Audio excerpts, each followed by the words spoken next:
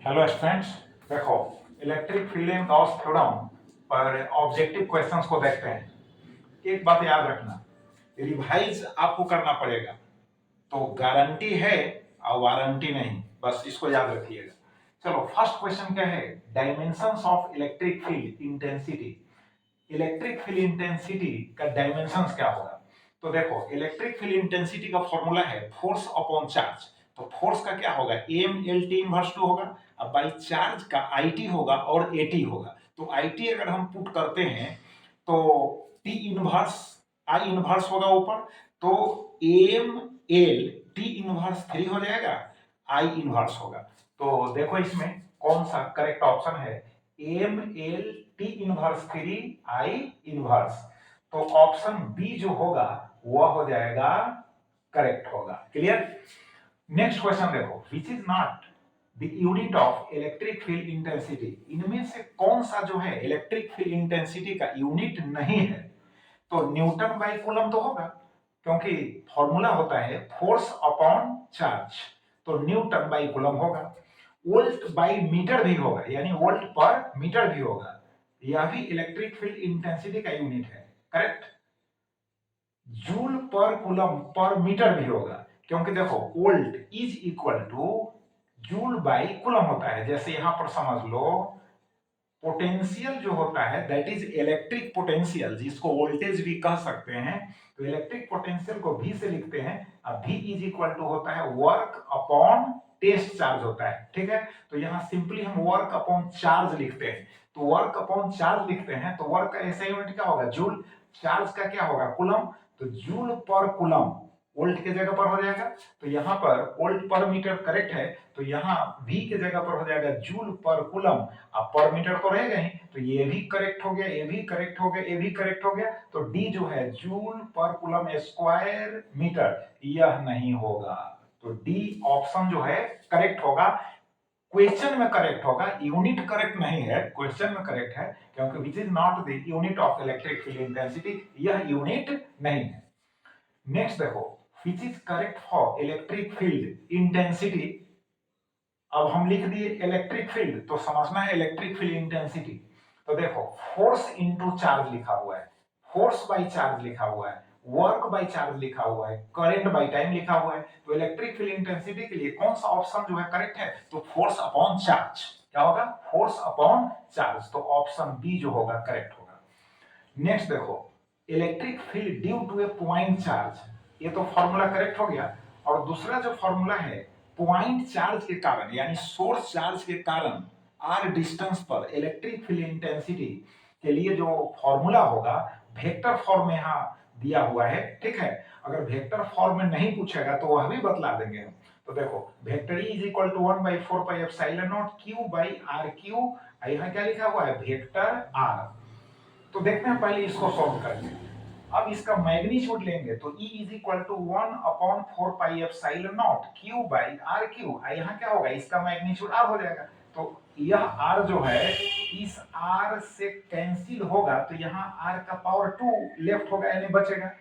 तब फॉर्मूला जो होगा E is equal to 1/4 pi epsilon not Q by R square हो जाएगा, क्योंकि R का पावर यहाँ 3 और यहाँ सिंगल R है, तो एक जो R है कैंसिल होगा, फिर भी R पर पावर 2 बचेगा। तो पॉइंट चार्ज के कारण है ना, जो इलेक्ट्रिक फील्ड इंटेंसिटी का मैग्नीट्यूड होगा, वैल्यू होगा, है ना, इसका मैग्नीट्यूड लेंगे तो प्राप्त हो जाएगा।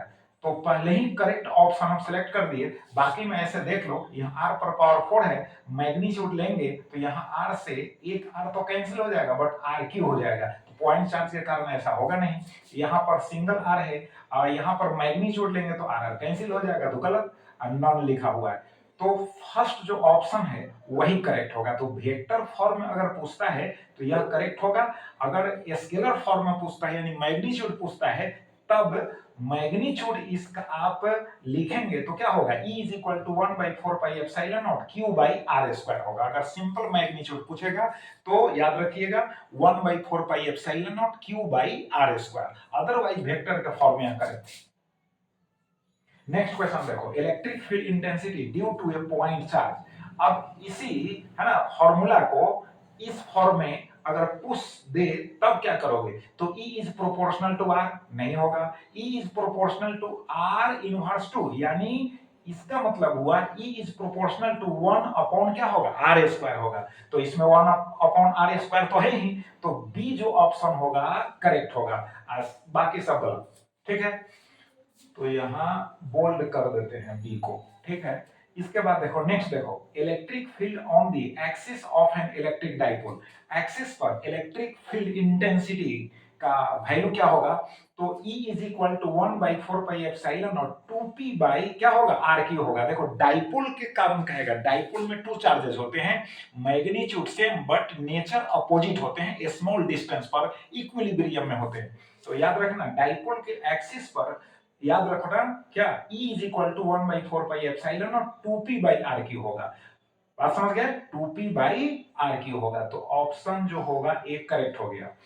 नेक्स्ट देखो electric field intensity on equatorial position. Equatorial position का मतलब हुआ ऑन द परपेंडिकुलर बाइसेक्टर। जैसा सपोज कर लो यार कि यह इलेक्ट्रिक डाइपोल है, सपोज करना है, तो परपेंडिकुलर जो बाइसेक्टर होगा ऐसे पास करेगा, तो इस बाइसेक्टर के किसी पॉइंट पर जो इलेक्ट्रिक फील्ड होगा उसी को हम कहेंगे इक्वेटोरियल पोजीशन।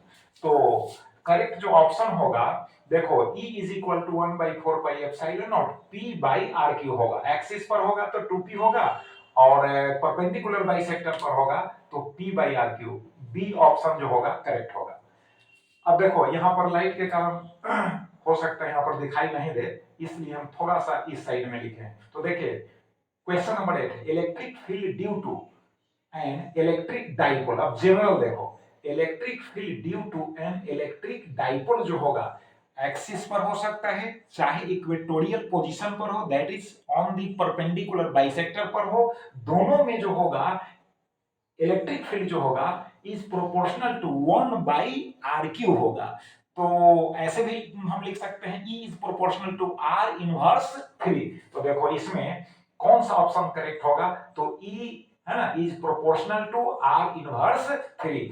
एक्सिस के लिए भी अप्लाई होगा and on the perpendicular bisector के लिए भी अप्लाई होगा। क्लियर हो गया? अब नेक्स्ट क्वेश्चन देखो, electric field is perpendicular 0 at 45 degree, null लिखा हुआ है to the surface of a conductor. देखो इलेक्ट्रिक फील्ड जो होता है ऑलवेज परपेंडिकुलर, याद रखना always perpendicular to the surface of the conductor. बात समझ गए? तो परपेंडिकुलर होगा, ये होगा ऑप्शन करेक्ट हो गया। बात समझ गए? एक और क्वेश्चन समझा दे रहे हैं साथ में कि अगर यहां पर अगर स्फेरिकल कोई कंडक्टर पूछता है कि स्फेरिकल कंडक्टर के सरफेस पर चार्ज है, ऑलरेडी स्फेरिकल कंडक्टर के सरफेस पर चार्ज है और स्फेरिकल कंडक्टर जो हॉलो है, तो उसको हम कह सकते हैं कि हॉलो स्फेरिकल कंडक्टर के सरफेस पर चार्ज है, तो उसके इनसाइड में इलेक्ट्रिक फील्ड का वैल्यू क्या होगा? तो याद रखिएगा 0। हॉलो स्फेरिकल कंडक्टर के सरफेस पर चार्ज है तो उसके इनसाइड में इलेक्ट्रिक फील्ड इंटेंसिटी का वैल्यू होगा 0। चलो नेक्स्ट क्वेश्चन देखते हैं, electric flux through a closed surface.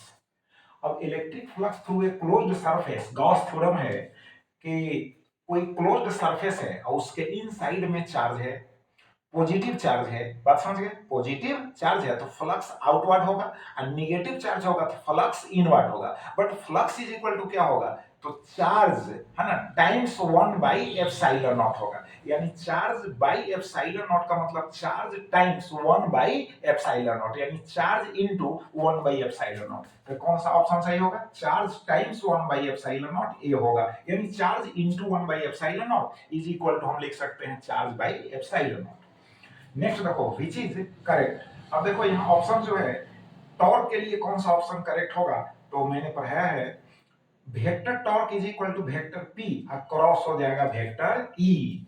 इसको याद रखिएगा, vector torque is equal to, most important question है, vector torque is equal to vector P cross होगा वेक्टर ई। बात समझ गए?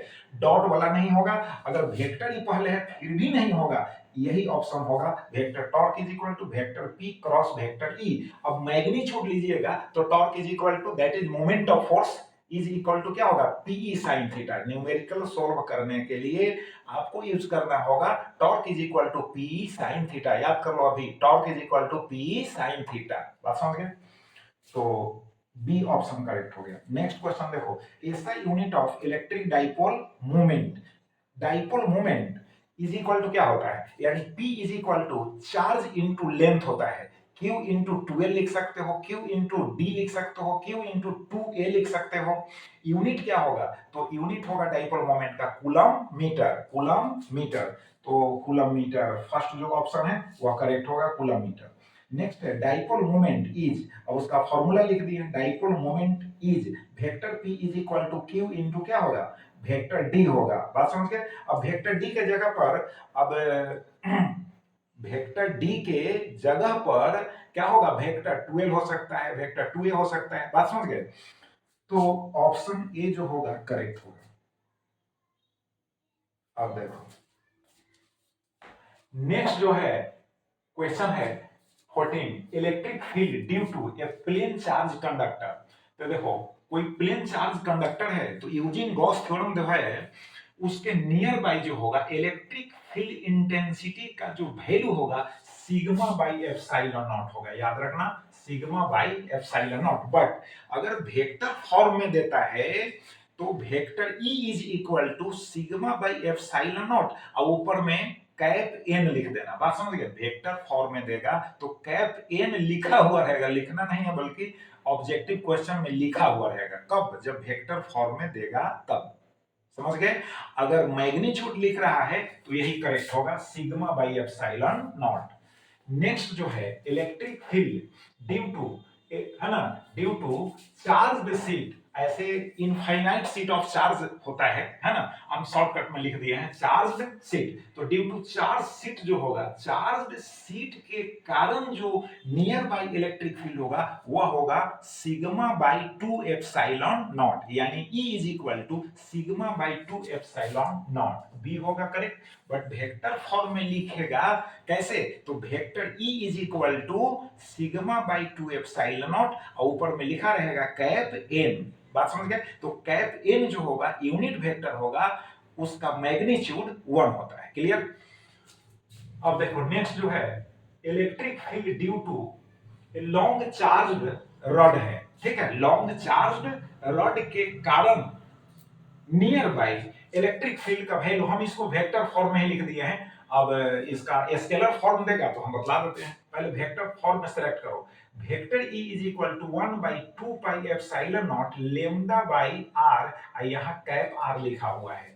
तो ए ऑप्शन जो होगा करेक्ट होगा, vector E is equal to 1 by 2 pi epsilon not, है ना, लेम्डा बाई r और ऊपर में कैप r, यही ऑप्शन जो होगा करेक्ट होगा। बात समझ गए? अब इसको ऐसे भी वेक्टर फॉर्म में ही दूसरे तरह से भी लिखा जा सकता है, vector E is equal to 1 by 4 pi epsilon not. जब यहाँ 4 पाई एप्सिलॉन नॉट लिखेगा तो यहाँ 2 लिखेगा, 2 लेम्डा बाई r और कैप r होगा। करेक्ट?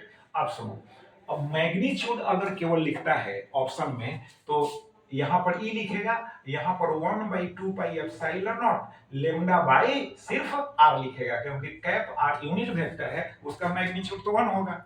क्लियर हो गया? नेक्स्ट क्वेश्चन देखो, electric flux phi is equal to, electric flux phi definition कहता है कि electric flux phi is equal to vector E और डॉट वेक्टर क्या होगा S। S का मतलब एरिया वेक्टर हो गया, E का मतलब इलेक्ट्रिक फील्ड वेक्टर हुआ। अब उसका जो वैल्यू होगा ES cos थीटा होगा, ES cos थीटा। तो ES cos थीटा ऑप्शन है। अगर ऐसे लिखे डी फाई, है ना, स्मॉल एरिया से रिलेटेड जो फ्लक्स होगा तो उसको लिखेगा डी फाई। तो डी फाई लिखेंगे तो एडीएस कॉस थीटा याद रखेंगे। जब डी फाई रहे तो एडीएस कॉस थीटा, और अगर फाई लिखा हुआ रहे इसका मतलब नेट फ्लक्स रहे, टोटल फ्लक्स रहे तो ईएस कॉस थीटा। क्लियर हो गया? अब देखो डायमेंशंस ऑफ इलेक्ट्रिक फ्लक्स क्या होगा, तो इलेक्ट्रिक फ्लक्स यहाँ E इंटू एस याद रखो, E इंटू एस तो इलेक्ट्रिक फील्ड का डायमेंशन है इंटू एरिया का। तो इलेक्ट्रिक फील्ड का अभी देखा है, तो इलेक्ट्रिक फील्ड का है M L T inverse 3 I inverse. अब एरिया का हो जाएगा एल स्क्वायर, तो एल पर पावर कितना हो जाएगा 3, तो एल पर पावर हो जाएगा इसमें 3, तो एम एल है ना, यहाँ 3 हो गया, टी इनवर्स 3 हो गया, आई इनवर्स, तो ऑप्शन ए जो होगा करेक्ट होगा। नेक्स्ट देखो SI unit of flux that is electric flux. तो इलेक्ट्रिक फ्लक्स का ऐसा यूनिट क्या होगा, न्यूटन क्या होगा, बोलो, न्यूटन बाई कूलम किसका होगा, इलेक्ट्रिक फील्ड का होगा, इनटू एरिया का हो जाएगा मीटर स्क्वायर, तो न्यूटन मीटर स्क्वायर पर कूलम। तो इसमें से देखो कौन सा है, न्यूटन मीटर स्क्वायर पर कूलम, न्यूटन मीटर स्क्वायर पर कूलम, ऑप्शन बी करेक्ट होगा। देखो, a dipole is placed inside a closed surface, कहता है क्वेश्चन कि एक डाइपोल को, मतलब कि इलेक्ट्रिक डाइपोल को किसी क्लोज्ड सरफेस के, अब सपोज करो यहाँ पर कोई क्लोज्ड सरफेस है, इसके इनसाइड में हम डाइपोल को प्लेस कर देंगे। अब यहाँ प्लस क्यू होगा तो यहाँ माइनस क्यू होगा, समझे कि नहीं। अगर यहाँ प्लस 5 माइक्रोकूलम होगा तो यहाँ माइनस 5 माइक्रोकूलम होगा, यहाँ प्लस 10 नैनोकूलम होगा तो यहाँ माइनस 10 नैनोकूलम होगा, यहाँ प्लस 20 पिकोकूलम होगा तो यहाँ माइनस 20 पिकोकूलम होगा। तो डाइपोल का फॉर्म हम बदलाए हैं, तो अगर डाइपोल को हम प्लस करते हैं, यहाँ प्लेस कर देते हैं, पुट कर देते हैं क्लोज्ड सरफेस के इनसाइड में, तो टोटल जो चार्ज होगा inside the closed surface will be zero हो जाएगा, क्योंकि इनको ऐड करोगे तो क्या होगा, जीरो होगा। और जब है ना टोटल चार्ज जीरो हो गया, therefore flux is equal to होगा चार्ज अपॉन एप्सिलॉन नॉट, तो टोटल चार्ज तो जीरो है तो फ्लक्स हो जाएगा जीरो। बात समझ गए, तो ए ऑप्शन जो होगा करेक्ट होगा। क्लियर हो गया। अब नेक्स्ट देखो, टू चार्जेस न्यूमेरिकल है, two charges plus 5 microcoulomb and minus 5 microcoulomb are placed at distance of 1 millimeter. Dipole moment क्या होगा, तो फाइंड आउट करने वाला क्वेश्चन है, तो इसमें फाइंड आउट करना होगा। तो इसको फाइंड आउट करोगे तो कैसे फाइंड आउट करोगे, डाइपोल मोमेंट कह रहा है, क्या कह रहा है, डाइपोल मोमेंट कह रहा है, बात समझ गए। तो डाइपोल मोमेंट का फॉर्मूला है P is equal to charge into क्या होगा, लेंथ। तो चार्ज दोनों में से प्रत्येक का मैग्नीट्यूड तो सेम ही ना होगा, तो 5 इंटू 10 टू दी पावर क्या हो जाएगा, -6 होगा, ठीक है। इंटू लेंथ जो 1 मिलीमीटर है ना, जैसे यहाँ पर हम बतला दे रहे हैं, देखो यहाँ पर बतला रहे हैं, देखो चार्ज, तो चार्ज हो गया 5 इंटू 10 टू दी पावर हो गया -6, और लेंथ हो जाएगा 1 मिलीमीटर है तो 10 टू दी पावर -3 हो जाएगा। बात समझ गए कि नहीं। तो इसको सॉल्व करेंगे तो 5 इंटू 10 टू दी पावर -9 और कूलम मीटर हो गया कि नहीं। तो देखो 5 into 10 to the power -9 coulomb meter, B option जो होगा करेक्ट होगा, ठीक। अब देखो नेक्स्ट है, एन इलेक्ट्रिक डाइपोल है ना, subtends an angle, subtends an double लिखा गया है, subtends an angle of 30 degree with electric field of 10 to the power 4 newton per coulomb experiences a torque of 9 into 10 to the power -26 newton meter. अब देखो uniform electric field में dipole को रखा गया, और डाइपोल का डायरेक्शन जो है इलेक्ट्रिक फील्ड के साथ कितना एंगल सबटेंड कर रहा है, 30 डिग्री। टॉर्क कितना एक्सपीरियंस कर रहा है, फील कर रहा है, फील कर रहा है, कौन फील कर रहा है, हम फील नहीं कर रहे हैं, फील कौन कर रहा है, इलेक्ट्रिक डाइपोल फील कर रहा है। बात समझ गए। तो टॉर्क का भी वैल्यू दे दिया, तो कहता है डाइपोल मोमेंट का वैल्यू क्या होगा, तो torque is equal to P sine theta होगा, torque is equal to P sine theta. अब थीटा का वैल्यू 30 डिग्री है तो साइन 30 डिग्री का वैल्यू 1/2 हो गया। बात समझ गए। और टॉर्क दिया हुआ है तो P इज इक्वल टू आप निकाल सकते हो कैसे, तो यहाँ पर P इज इक्वल टू इसको मिटा कर बतला रहे हैं, देखो कैसे निकलेगा। तो आप P इज इक्वल टू जैसे देखो यहाँ पर बतला रहे हैं, टॉर्क इज इक्वल टू हो गया P साइन थीटा, ठीक है ना, P साइन थीटा। तो यहाँ पर हो जाएगा P इज इक्वल टू हो जाएगा टॉर्क अपॉन हो जाएगा E साइन थीटा। अब यहाँ पर टॉर्क का वैल्यू डाल दो, है ना, E का वैल्यू डाल दो और साइन थीटा का वैल्यू हो जाएगा 1/2। बात समझ गए। तो ऑप्शन ए जो होगा करेक्ट होगा, आप इसको सॉल्व करके देख लेना। बात समझ गए कि नहीं। तो इस तरह से ऑब्जेक्टिव क्वेश्चन से आते हैं। अब आपका ड्यूटी है कि इनको अच्छी तरह से रिवाइज करना है। बात समझ गए। रिवाइज तो आप ही को करना होगा, स्टडी तो आप ही को करना होगा, मेरा ड्यूटी है समझाना, बतलाना। बात समझ गए। तो चलो रिवाइज करो, फिर नेक्स्ट वीडियो में मिलेंगे। Thank you.